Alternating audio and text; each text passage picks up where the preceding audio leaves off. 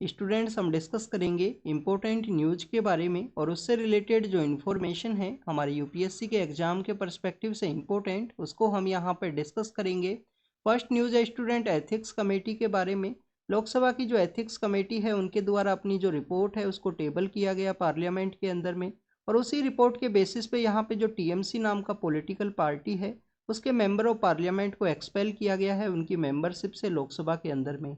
आप देखिए कि एथिक्स कमेटी के अंदर उनके द्वारा जो एलिगेशंस लगाए गए थे वो कैश फॉर क्योरी का एलिगेशन था कि उनके द्वारा जो पैसे लेके जो क्वेश्चंस हैं वो रेज किए गए पार्लियामेंट के अंदर में।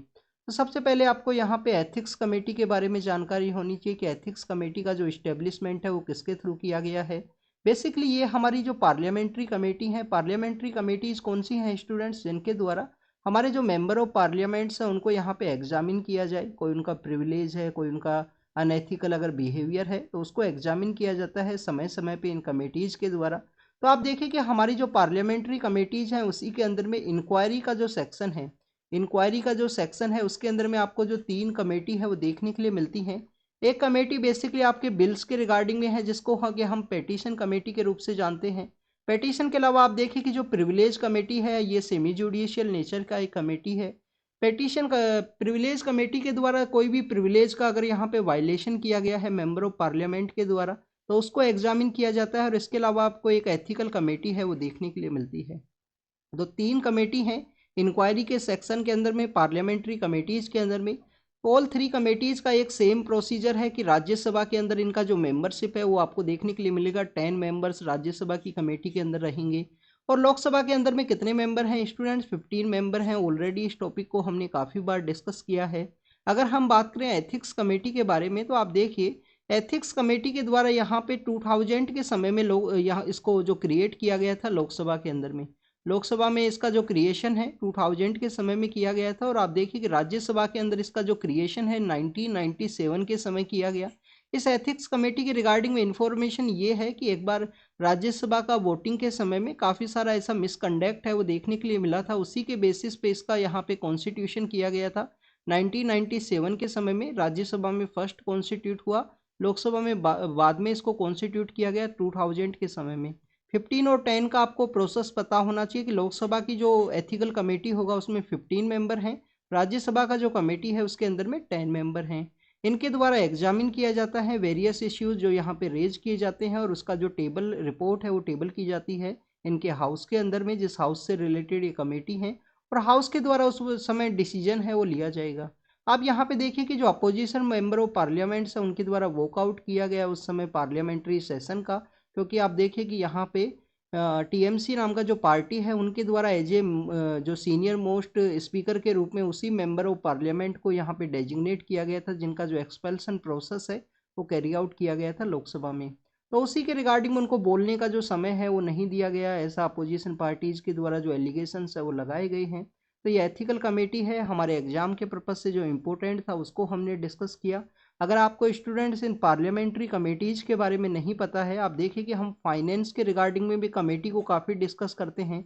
पब्लिक अकाउंट कमेटी है, इसके अलावा एस्टीमेट कमेटी है, एस्टीमेट जो कमेटी है उसको भी हम डिस्कस करते हैं।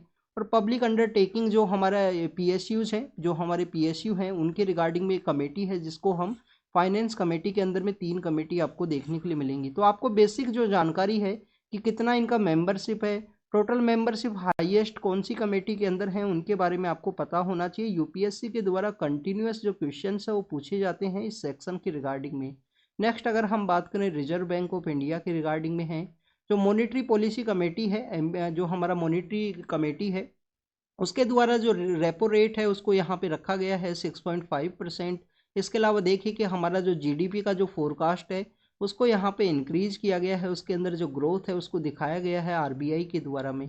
तो बेसिक आपको जानकारी होनी चाहिए कि आरबीआई के द्वारा जो समय समय पे अपना जो मॉनेटरी पॉलिसी कमेटी है उसके द्वारा एग्जामिन किया जाता है repo rate, reverse repo rate, इनको यहाँ पे चेंज किया जाएगा। उसके बिहाइंड के रीजन यही हैं, इन्फ्लेशन को टारगेट करना होता है आरबीआई के द्वारा, और अपनी जो बैंक रेट है उसके बेसिस पे उनके द्वारा जो इन्फ्लेशन है उसको टारगेट किया जाता है।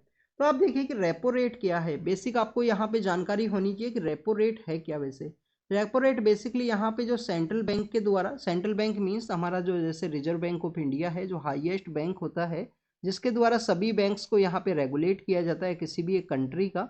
तो जो सेंट्रल बैंक है, सेंट्रल बैंक ऑफ इंडिया, एक वैसे डिफरेंट आपको प्राइवेट बैंक भी देखने के लिए मिलेगा, इंडिया के अंदर प्रेजेंट है। स्पेशली जो महाराष्ट्र का रीजन है वहाँ पे उसका पेनिट्रेशन आपको ज़्यादा देखने के लिए मिलेगा। तो सेंट्रल बैंक मीन्स आरबीआई, जो इंडिया का आरबीआई है उसके द्वारा अगर यहाँ पे जो मनी है वो लैंड किया जाता है कॉमर्शियल बैंक्स को कोई भी शॉर्टफॉल नोटिस के समय में, तो उसको बेसिकली यहाँ पे रेपो रेट का जो पॉइंट है वो रखा गया है। इसके अलावा जो डिफरेंट डिफरेंट टूल्स हैं जैसे कि कैश रिजर्व रेशियो है, एसएलआर है, इन सभी के बारे में आपको इन्फॉर्मेशन होनी चाहिए। इकोनॉमी का जो बैंकिंग सेक्टर है वो काफ़ी ज़्यादा इंपॉर्टेंट है हमारे प्रीलिम्स के पर्सपेक्टिव से भी, और इकोनॉमी को जो अंडरस्टैंड अगर आपको करना है, समझना अगर आपको अच्छे से है, तो आपको बैंकिंग सेक्टर का जानकारी होनी चाहिए कि आरबीआई के पास में क्या क्या पावर है। एमपी जो मॉनेटरी पॉलिसी कमेटी है उसके अंडर में यहाँ पे 4+-2 का जो कॉन्सेप्ट है वो आपको यहाँ पे देखने के लिए मिलता है इन्फ्लेशन को टारगेट करने के रिगार्डिंग में मॉनेटरी पॉलिसी कमेटी का। मॉनेटरी पॉलिसी कमेटी को किसके द्वारा हेड किया जाता है, कौन से एक्ट के थ्रू वो इस्टेब्लिशमेंट में आई, ये बेसिक इन्फॉर्मेशन है जिसके बारे में आपको यहाँ पे पता होना चाहिए।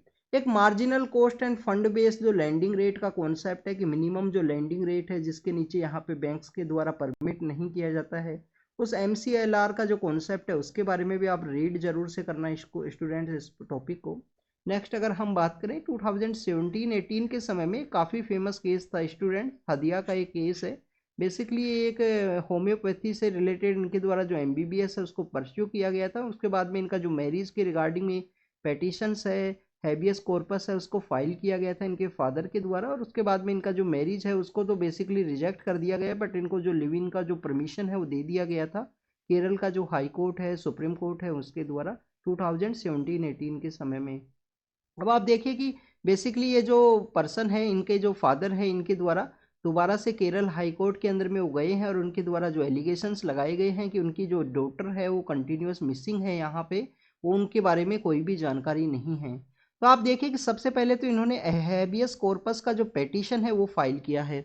आपको एक तो हैबियस कॉर्पस के बारे में पता होना चाहिए। अगर आपको नहीं पता है तो आपका जो भी पॉलिटिका आप बुक रीड करते हो, जो भी पॉलिटिका आप बुक रीड करते हो उसका फंडामेंटल राइट का चैप्टर जरूर से रीड करना। आर्टिकल 32 के अंडर में हैबियस कॉर्पस को वहाँ पे एक्सप्लेन किया गया है। बट यहाँ पे एक लॉजिक है, लॉजिक ये है कि ये जो वुमेन है, ये जो बेसिकली जो गर्ल हैं, इनके जो फादर हैं वो अप्रोच किए हैं केरल हाई कोर्ट को। तो आप देखिए कि फंडामेंटल राइट का अगर आपका वायलेशन होता है कहीं पे भी तो आप high court and supreme court को अप्रोच कर सकते हो। High court and supreme court को आप अप्रोच कर सकते हो डायरेक्टली विदाउट अपील का कॉन्सेप्ट या ओरिजिनल ज्यूरिसडिक्शन का कोई कॉन्सेप्ट नहीं है, आप डायरेक्टली यहाँ पे चले जाओगे। तो आप देखिए कि जब भी आप हाई कोर्ट के अंदर आप अप्रोच करोगे डायरेक्टली यहाँ पे फंडामेंटल राइट के वॉयलेशन के समय में, तो कौन सा आर्टिकल है आपका यहाँ पे, article 226 of Indian constitution, article 226 के थ्रू करोगे। सुप्रीम कोर्ट के अंदर में अगर आप यहाँ पे अप्रोच करते हो तो आर्टिकल 32 के अंडर में आपको अप्रोच किया जाएगा सुप्रीम कोर्ट के अंडर में।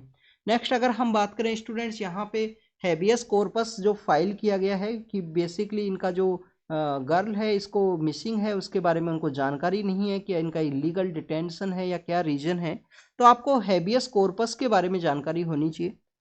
हैबियस कॉर्पस जो वर्ड है उसके अगर हम मीनिंग के बारे में बात करें तो आप देखिए कि हैबियस कॉर्पस का जो वर्ड है उसका मीनिंग बेसिकली ये है to have the body of. इसका मीनिंग ये है कि कोर्ट के द्वारा ऑर्डर दिया जाता है कि जो भी ये पर्सन है उसको उस कोर्ट के सामने रिपोर्ट किया जाए, उसके सामने यहाँ पे प्रेजेंट किया जाए।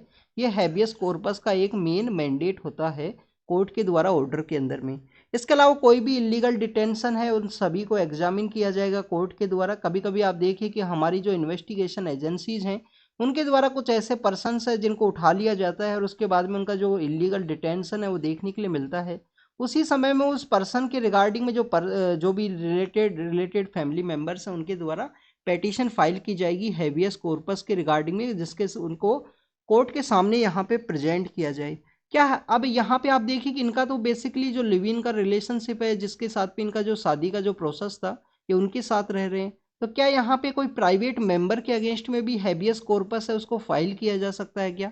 तो स्टूडेंट्स ये आपको बेसिकली जानकारी होनी चाहिए कि हैबियस कॉर्पस बेसिकली यहाँ पे इंडिविजुअल लिबर्टी के रूप में वर्क करता है। बुलवॉर्क ऑफ इंडिविजुअल लिबर्टी के रूप से हम उसको जानते हैं। कोई भी आर्बिट्रेरी डिटेंशन है उसके अगेंस्ट में उसको हेल्प करता है। ये प्राइवेट, इंडिविजुअल, पब्लिक अथॉरिटीज, इन दोनों के ही अगेंस्ट में इसको मूव किया जा सकता है, दोनों के ही अगेंस्ट में हैबियस कॉर्पस है वो फाइल किया जा सकता है। तो यहाँ पे इनका प्राइवेट इंडिविजुअल के द्वारा हो सकता है इनको डिटेंड किया गया हो, फैमिलीज के द्वारा किया गया हो, तो उसी समय में इनके फादर के द्वारा जो हैबियस कॉर्पस का पिटीशन है उसको फाइल किया गया। इसके अलावा आपको यहाँ पे पता होना चाहिए कि हैबियस कॉर्पस के द्वारा क्या क्या एग्जामिन किया जाएगा। क्या इनका जो डिटेंशन है वो लॉफुल है, क्या किसी रीजन की वजह से इनका जो डिटेंशन है वो वहाँ पे किया गया है। हो सकता है कि इनका हेल्थ सही ना हो, ये वहाँ पे हाउस के अंदर में कंटिन्यूस प्रेजेंट हो, तो क्या इनका जो डिटेंशन है वो लॉफुल है, इसको एग्जामिन किया जाएगा, स्पेशली जो गवर्नमेंट अथॉरिटीज के थ्रू हैबियस कॉर्पस के अंदर में आपको देखने के लिए मिलता है।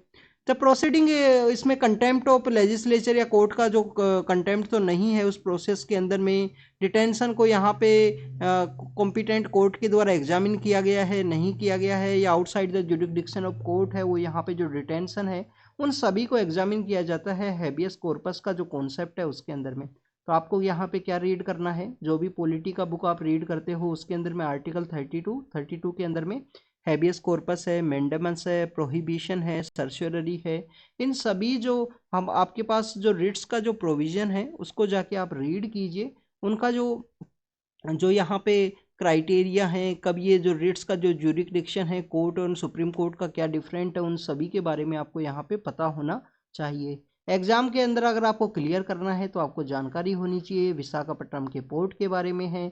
आप देखिए कि हमारा जो नेवी डे है वो कब सेलिब्रेट किया जाता है स्टूडेंट्स, नेवी डे 4 दिसंबर को हम सेलिब्रेट करते हैं। बट आप देखिए कि मिचोंग नाम का साइक्लोन आने की वजह से ईस्टर्न कोस्ट के अंदर में इसको सेलिब्रेट नहीं किया गया, अब उसको दोबारा से 10 दिसंबर को इसको सेलिब्रेट किया जाएगा। इसके अलावा अगर हम नेवी डे के बारे में बात करें तो 1971 का वॉर के सिचुएशन के समय में इंडियन नेवी के द्वारा ऑपरेशन ट्राइडेंट है उसको कैरी आउट किया गया था कराची पोर्ट के रिगार्डिंग में।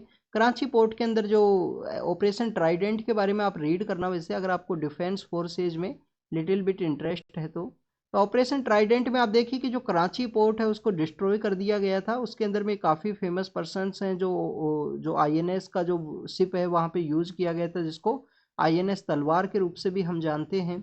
और आप देखिए कि उसी समय बांग्लादेश लिबरेशन वॉर है उसके अंदर भी वो हेल्प है वो किया गया उस कराची पोर्ट को डिस्ट्रॉय करने की वजह से। तो नेवी डे को 4 दिसंबर को हम सेलिब्रेट करते हैं। काफ़ी इम्पोर्टेंट है हमारी नेवल फोर्सेज का जो प्रेजेंस है, जो हमारा कोस्टल जो एरिया है उसको सिक्योर किया जाता है इनके द्वारा, तो उनका जो एक्टिविटी है उसको शो करने के रिगार्डिंग में, उनके कंट्रीब्यूशन को रिकॉग्नाइज करने के रिगार्डिंग में। इसके अलावा अगर हम बात करें 2023 का जो नेवल डे है उसको कहाँ पे सेलिब्रेट किया गया था हमारे पीएम सर के द्वारा, सिंधु दुर्ग के वहाँ पे। सिंधु दुर्ग जो फोर्ट है जो बेसिकली हमारे छत्रपति शिवाजी महाराज के द्वारा बनाया गया था, तो उन्हीं का जो फोर्ट है जो कि बेसिकली उनके द्वारा कब बनाया गया स्टूडेंट, 17 उनका द्वारा बनाया गया, सॉरी 1660 के समय में सिंधु दुर्ग फोर्ट है वो बनाया गया था। अब देखिए कि 60-80 के समय में शिवाजी का जो डेथ है वो होता है उस समय में, तो उससे पहले ही 60 के समय में बनाया गया। जब औरंगजेब पावर के अंदर में आएंगे, औरंगजेब के साथ उनका जो कंटिन्यूस कन्फ्लिक्ट है वो देखने के लिए मिलता है। 1674 के समय में अपना जो रायगढ़ के अंदर में उनके द्वारा कोरोनेशन है वो किया जाता है, छत्रपति का जो टाइटल है उनके द्वारा अडॉप्ट किया गया था उस समय में। और उसके बाद में देखिए कि उनके द्वारा अष्टाध्यायी जो अष्ट प्रधान का जो कॉन्सेप्ट है उसको अडॉप्ट किया। काफ़ी सारे जो रिवेन्यू कॉन्सेप्ट्स हैं दूसरे जो किंगडम्स हैं उसके थ्रू उनको अडॉप्ट किया गया था शिवाजी महाराज के द्वारा। नेक्स्ट अगर हम बात करें रोड एक्सीडेंट्स के रिगार्डिंग में, दिल्ली का एक यहाँ पे स्कीम था जिसमें रोड एक्सीडेंट्स में जो पर्सन्स हैं उनको हेल्प की जाती थी। तो आप देखिए कि उनके द्वारा जो केस का जो फाइल है वो कंटिन्यूस रिलीज ना होने की वजह से, जो भी फंड रिलीज ना होने की वजह से सुप्रीम कोर्ट के द्वारा जो एलजी है उनको यहाँ पे क्वेश्चन है वो किया गया है। अब आपको यहाँ पे बेसिक जानकारी होनी चाहिए दिल्ली के रिगार्डिंग में। दिल्ली के अंदर में 3 ऐसे एरियाज हैं, 3 ऐसे सेक्शंस हैं जो बेसिकली किसके अंडर में आते हैं, सेंट्रल गवर्नमेंट के अंडर में। कौन कौन से हैं स्टूडेंट्स, लॉ एंड ऑर्डर है। लॉ एंड ऑर्डर को कभी कभी आप पुलिस के रूप से भी देखते हो, लॉ एंड ऑर्डर को कभी कभी पुलिस के रूप से भी डिसाइड किया जाता है, तो पुलिस है। इसके अलावा आप देखिए कि यहाँ पे पब्लिक ऑर्डर है, पब्लिक ऑर्डर है, पब्लिक का जो ऑर्डर है पुलिस है। और आपको ज़मीन का जो कानून है वो किसके अंडर में आते हैं, सेंटर के अंडर में। इसके अलावा और सारे जो कानून है वो किसके द्वारा हैंडल किए जाते हैं, दिल्ली गवर्नमेंट के द्वारा। तो आप देखिए कि यहाँ पे जो गुड सैमरिटन लॉज का एक प्रमोशन है जिसके अंदर में एक्सीडेंट विक्टिम्स को बेसिकली हेल्प है वो प्रोवाइड की जाती है। गोल्डन आवर्स में वैसे भी एक्सीडेंट्स की विक्टिम्स को यहाँ पे जो सपोर्ट है वो करने की ज़रूरत है। तो उस समय में यहाँ उसी के रिगार्डिंग में जो यहाँ पे सुप्रीम कोर्ट के द्वारा जवाब माना गया है कि वो फंड आप क्यों रिलीज नहीं कर रहे हो, क्या आप इनके आपके अंडर में ऑलरेडी जो 3 डोमेन्स हैं 3 सेक्शंस हैं वो आपके अंडर में हैं, उसके बाद में भी आप दूसरे सेक्शंस के अंदर अगर इंटरफेयर करोगे तो continuous to wings of the government यहाँ पे फाइट के अंदर में है, दिल्ली के अंदर में। नेक्स्ट अगर हम बात करें गुड सैमरिटन लॉज के बारे में हमने डिस्कस किया, तो आप देखिए कि हमारे सुप्रीम कोर्ट के द्वारा 2016 के समय में आर्टिकल 141 के अंडर में यहाँ पे क्या किया गया था, हमारे जो सैमरिटन लॉज हैं उनको पास करवाया गया था सुप्रीम कोर्ट के द्वारा। उसके अंदर में बेसिक बात ये था कि जो एक्सीडेंट का जो इनिशियल जो आवर्स होते हैं 1 या 2 आवर्स, अगर कोई भी यहाँ पे कैजुअलिटी हुआ है तो उसको जो रिलीफ प्रोवाइड करने के रिगार्डिंग में काफ़ी ज़्यादा इंपॉर्टेंट है। जिन लोगों के द्वारा जो सपोर्ट है वो प्रोवाइड की जाती है, तो उन लोगों को बेसिकली यहाँ पे जो लीगल प्रोटेक्शन है वो दिया जाए, गुड सैमरिटन लॉज को यहाँ पे प्रमोट किया जाए, एक्सीडेंट विक्टिम्स को जो हेल्प है वो प्रोवाइड की जाए। तो ये कुछ ऐसे कानून है जो सुप्रीम कोर्ट के द्वारा आर्टिकल 141 को यूज़ करते हुए उनको इम्प्लीमेंटेशन के अंदर में लाया गया था। इसके अलावा आप देखिए कि हमारे यहाँ पे जो कर्नाटका नाम का जो स्टेट है, कर्नाटका नाम का स्टेट है जिसके द्वारा जो यहाँ पे सैमरिटन्स हैं, सैमरिटन्स बेसिकली क्या है कि आपका किसी का एक्सीडेंट होता है उसको यहाँ पे प्रोटेक्ट करके हॉस्पिटल के अंदर में जो लोग लेके जाते हैं फर्स्ट टाइम में, जिनको यहाँ पे एक्सीडेंट के अंदर में, तो उनको लीगल प्रोटेक्शन है वो दिया गया है कर्नाटका गवर्नमेंट के द्वारा। तो कर्नाटका फर्स्ट स्टेट है जिसके द्वारा गुड सैमरिटन लॉज को है प्रमोट किया गया। आपको यहाँ पे ये जानकारी होनी चाहिए कि पुलिस के द्वारा 59% जो पर्सन जिनके द्वारा हॉस्पिटल में पहुँचाया गया है विक्टिम को, उन्हीं के द्वारा पुलिस के द्वारा उसको कन्विक्टेड है वो कर दिया जाता है, पुलिस के द्वारा उसको यहाँ पे चार्ज है वो कर लिया जाएगा कि इसी के द्वारा जो एक्सीडेंट है वो किया गया था। तो this is all the information related to the accident victims. Brasilia declaration के बारे में आपको पता होना चाहिए। इंडिया के अंदर में 1.5 लाख जो एक्सीडेंट्स हैं साल भर में देखने के लिए मिलते हैं, ये भी इंफॉर्मेशन के बारे में जानकारी होनी चाहिए।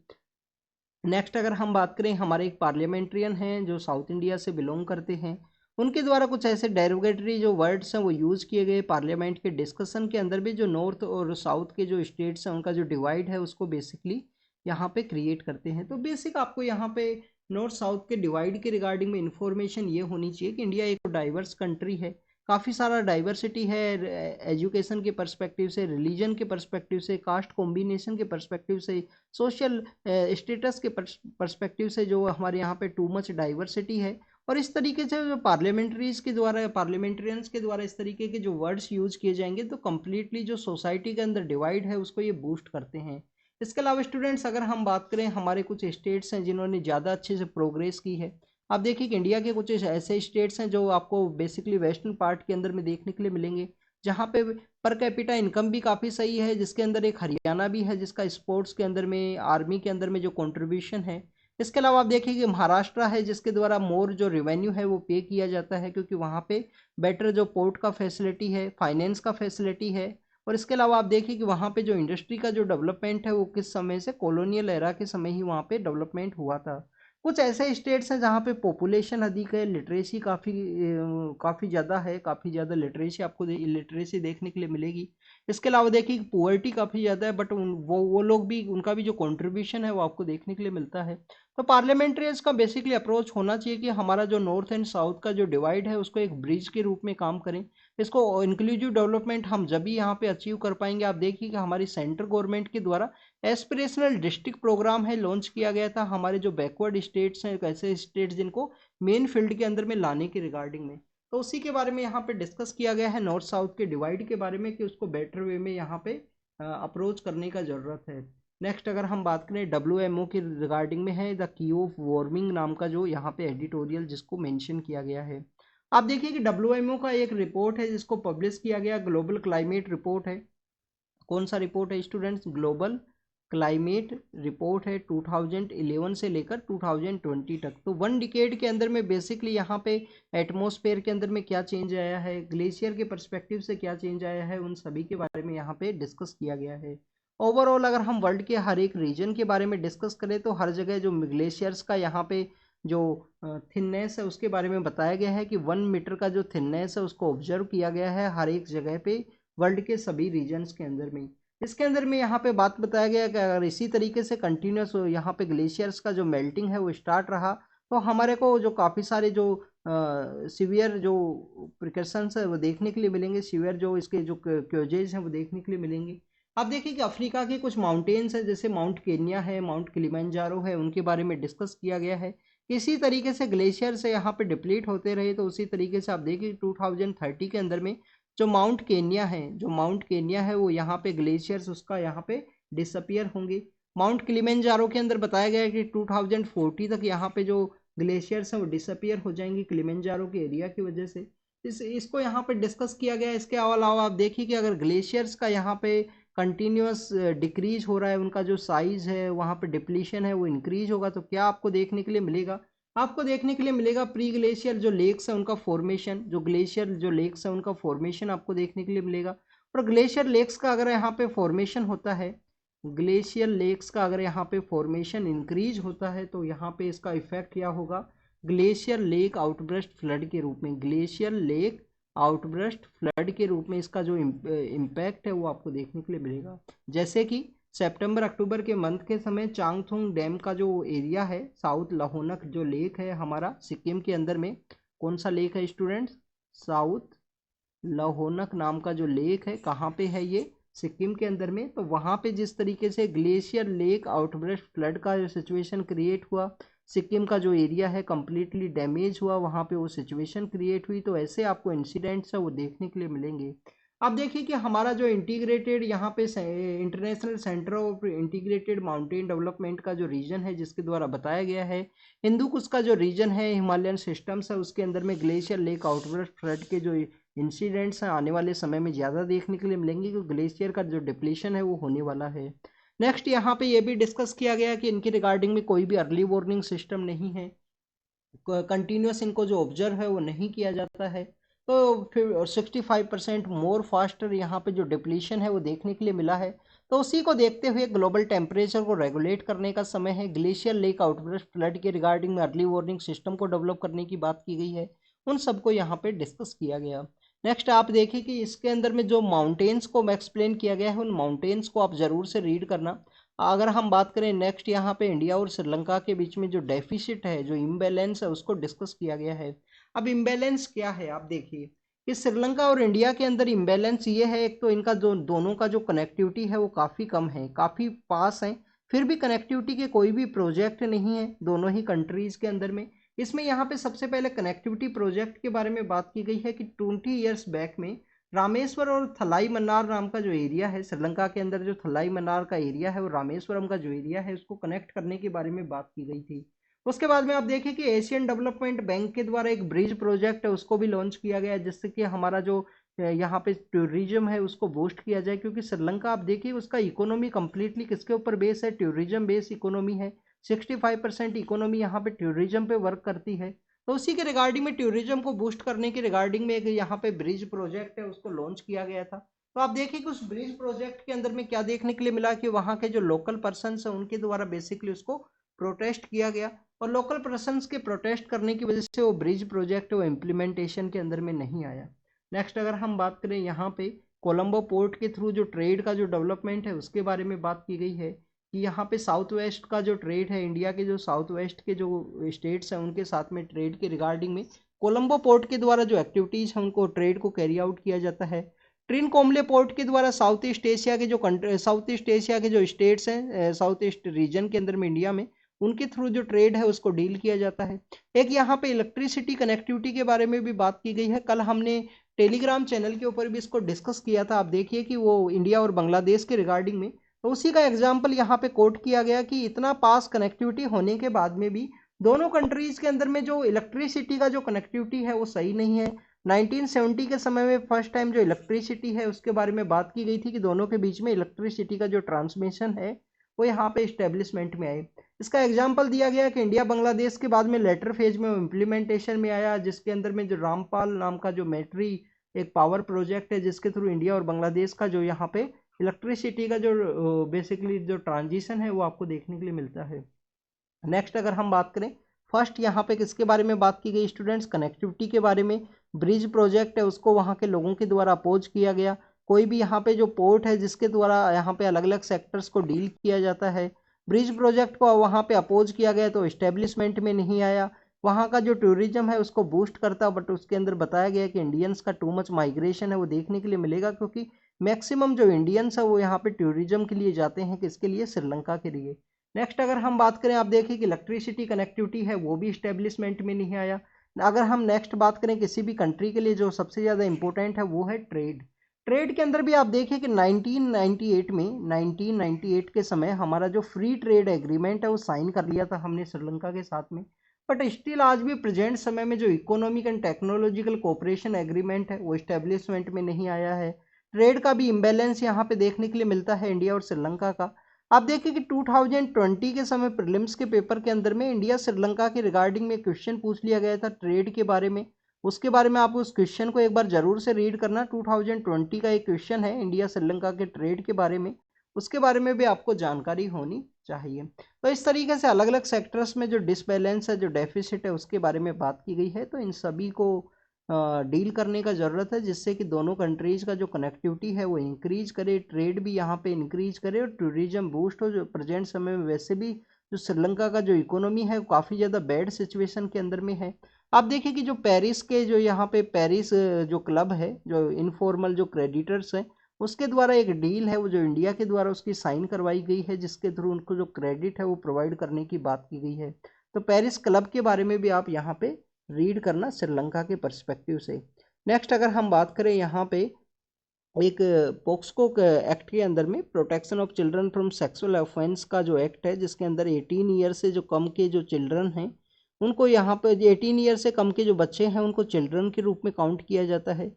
एक तो यहाँ पे आप देखिए हमने चिल्ड्रन के बारे में बात की, तो आपको एक बेसिक इन्फॉर्मेशन होनी चाहिए कि हमारे यहाँ पे चिल्ड्रन का कोई भी डेफिनेशन नहीं है। हुई चिल्ड्रन जो एज है वो वेरी करता है। जैसे कि हम protection of children from sexual offence act के बारे में बात करें तो इसमें 18 ईयर से कम का जो पर्सन है उसको चिल्ड्रन माना गया है।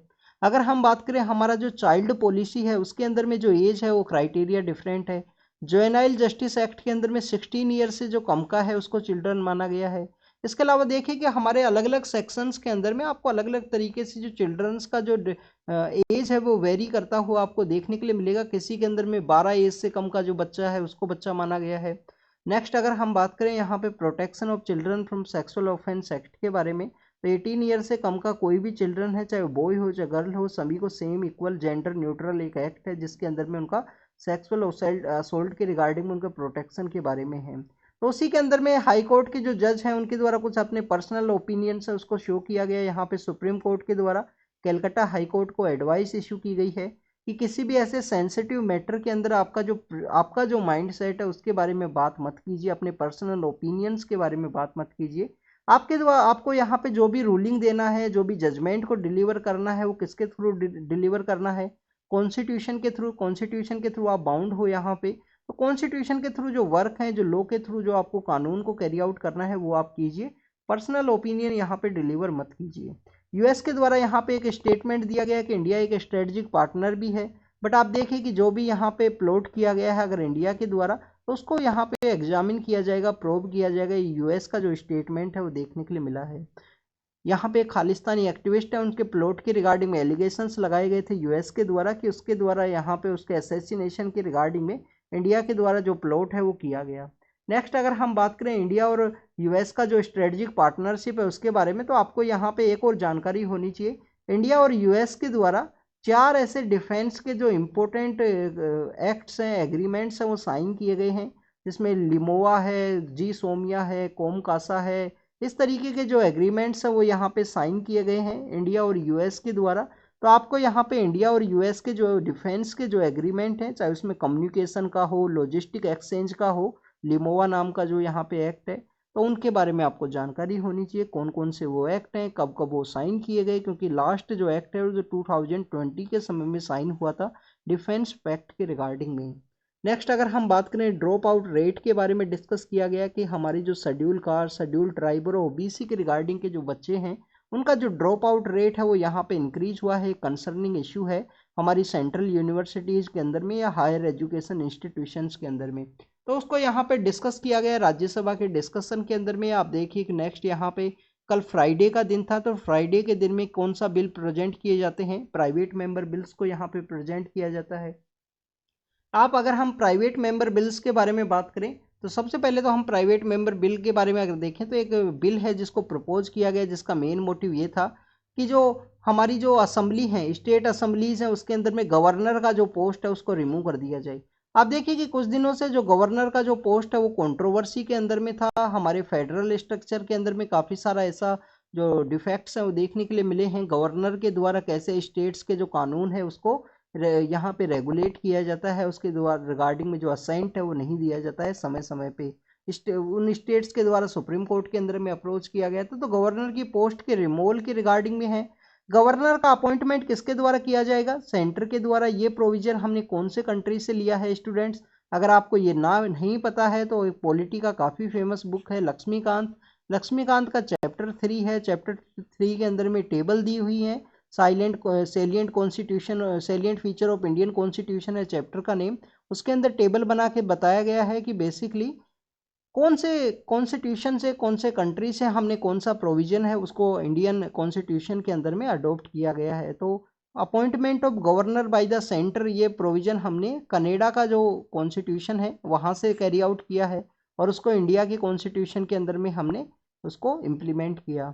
नेक्स्ट अगर हम बात करें यहाँ पे प्राइवेट मेंबर बिल के बारे में, तो आप देखिए कि गवर्नमेंट के अंदर में जो कैबिनेट मिनिस्टर्स हैं, जो कैबिनेट का पार्ट है, स्टेट मिनिस्टर हैं, मीन्स काउंसिल ऑफ मिनिस्टर का जो पार्ट है, उसके अलावा अगर कोई भी पर्सन है, काउंसिल ऑफ मिनिस्टर के अलावा जो रूलिंग पार्टी है उसकी रूलिंग पार्टी से रिलेटेड कोई पर्सन है, या आप देखिए कि कोई अपोजिशन पार्टी के द्वारा कोई पर्सन है, तो उसके द्वारा अगर कोई बिल यहाँ पे प्रपोज किया जाता है तो उसको हम क्या बोलते हैं?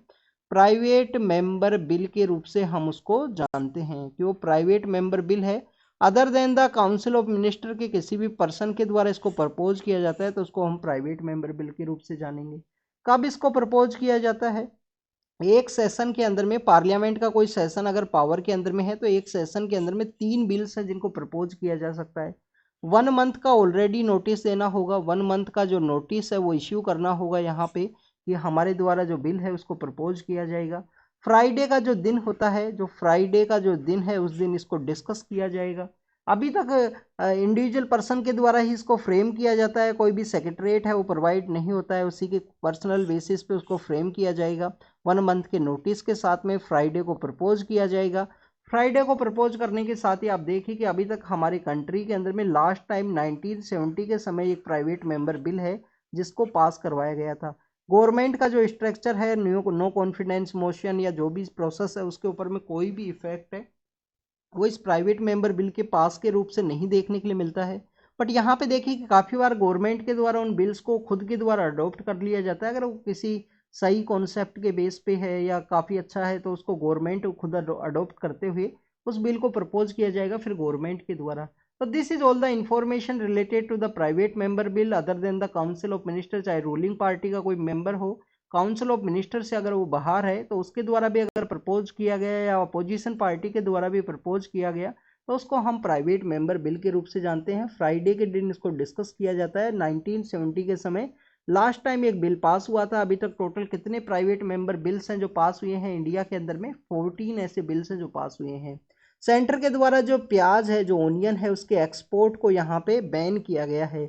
इस प्याज का जो एक्सपोर्ट है वो बैन किया गया है, उसका जो यहाँ पे प्राइस है वो इंक्रीज होने की वजह से।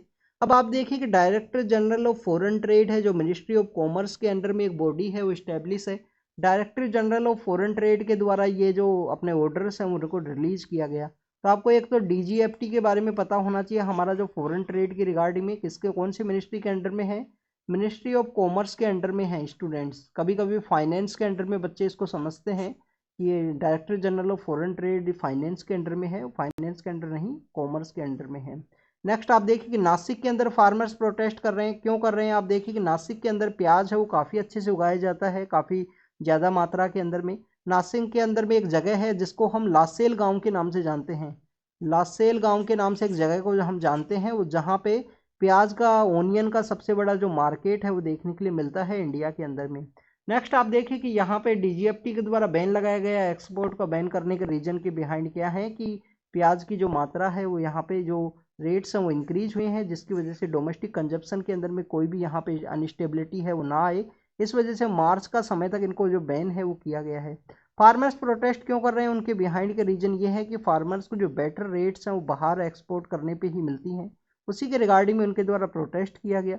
सेंटर के द्वारा जो वीट का जो लिमिट है उसको भी यहाँ पे रिवाइज किया गया है। आप देखिए कि उसी के बिहाइंड के रीजन ये है कि इन्फ्लेशन ना हो, समय समय पे इन्फ्लेशन यहाँ पे ना हो, वीट के अंदर में, वीट का जो फ्लोर है उसके अंदर में इन्फ्लेशन ना हो, इस वजह से इसका जो होर्डिंग है वो ना किया जाए ट्रेडर्स के द्वारा, उसको रिवाइज किया गया है। होर्डिंग का जो लिमिट है उसको काफ़ी कम किया गया है कि आप इतना ही होर्डिंग है वो यहाँ पे कर सकते हो।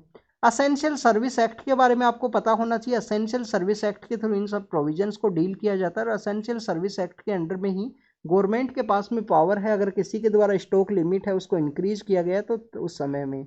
नेक्स्ट आप देखिए कि इंडिया का जो यहाँ पे आर्किटेक्चर है, जो डेवलपमेंट है फील्ड के अंदर में आर्ट एंड आर्किटेक्चर का, उसके बारे में पीएम सर के द्वारा डिस्कस किया गया कि वर्ल्ड के अंदर में दोबारा से इंडिया का जो आर्ट और आर्किटेक्चर है वो रीइमर्ज हुआ है। एक इनोग्रेशन प्रोसेस के अंदर में रेड फोर्ट के अंदर में एक इनोग्रेट करते हुए इंडिया का जो आर्ट एंड आर्किटेक्ट है उनके बारे में इनके द्वारा बात की गई।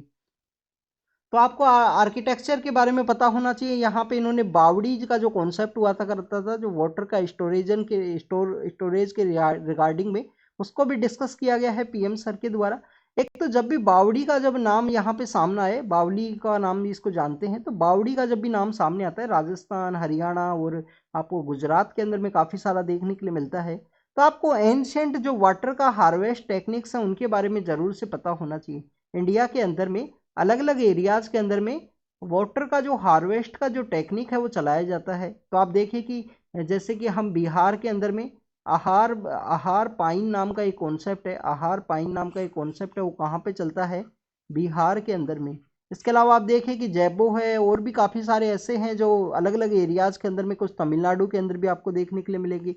बावड़ी का जो कॉन्सेप्ट है वो राजस्थान के अंदर भी है। टंका का जो कॉन्सेप्ट है वो वेस्टर्न राजस्थान के अंदर आपको देखने के लिए मिलेगा।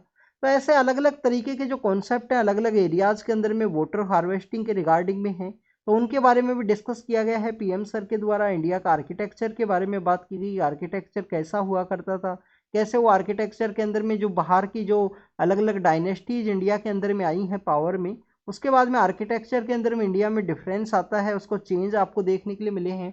और इंडिया का एक ऐसा ही एक आर्किटेक्चर है जिसको रिसेंटली वर्ल्ड हेरिटेज जो साइट का जो स्टेटस है वो दिया गया है, वो कौन सा है स्टूडेंट्स, होयसाल एम्पायर का जो टेम्पल आर्किटेक्चर है उसको अभी यहाँ पे वर्ल्ड हेरिटेज का जो स्टेटस है वो दिया गया है।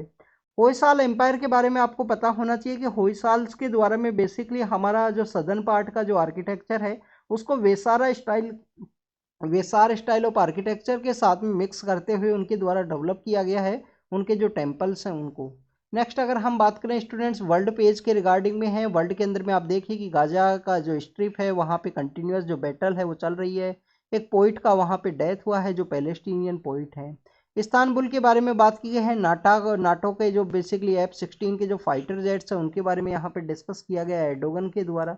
नेक्स्ट आप देखिए कि बगदाद के अंदर यूएस एम्बेसी के ऊपर यहाँ पे अटैक हुआ है गाजा स्ट्रिप के उस वॉर की सिचुएशन के दौरान ही, और यहाँ पे गन फायर्स हैं, गन के जो चार्जेस हैं उन सभी के बारे में डिस्कस किया गया है डिफरेंट डिफरेंट न्यूज़ के अंदर में।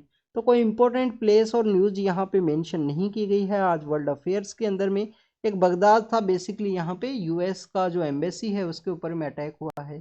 तो जब भी ये एम्बेसी के बारे में डिस्कशन होता है तो आपको थोड़ा बहुत जानकारी होना चाहिए एम्बेसी के बारे में।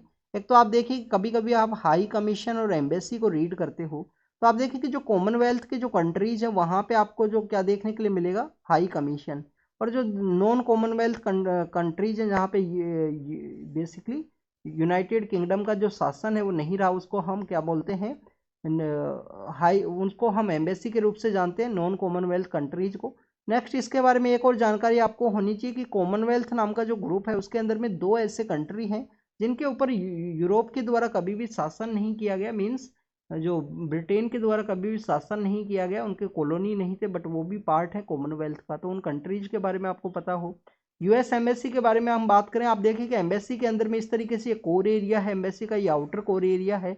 यहाँ पे जो बेसिकली जो डिफेंस फोर्सेज यहाँ पे प्रेजेंट रहेंगे वो रहेंगे, आपको देखने के लिए मिलेंगे जो जिस कंट्री के अंदर एम्बेसी सिचुएटेड है उस कंट्री की डिफेंस फोर्सेज का एक यूनिट रहेगा।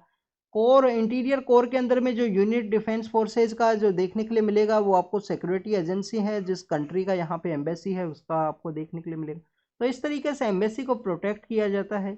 हमारे जो डिप्लोमेट्स हैं उनके ऊपर में कौन सा वियना कन्वेंशन के थ्रू उनको डिप्लोमेटिक इम्यूनिटी है वो भी प्रोवाइड की गई है। तो ये कुछ इन्फॉर्मेशन है, उनको हमने काफ़ी बार इन टॉपिक्स को हमने डिस्कस किया है। तो thank you students, thank you very much.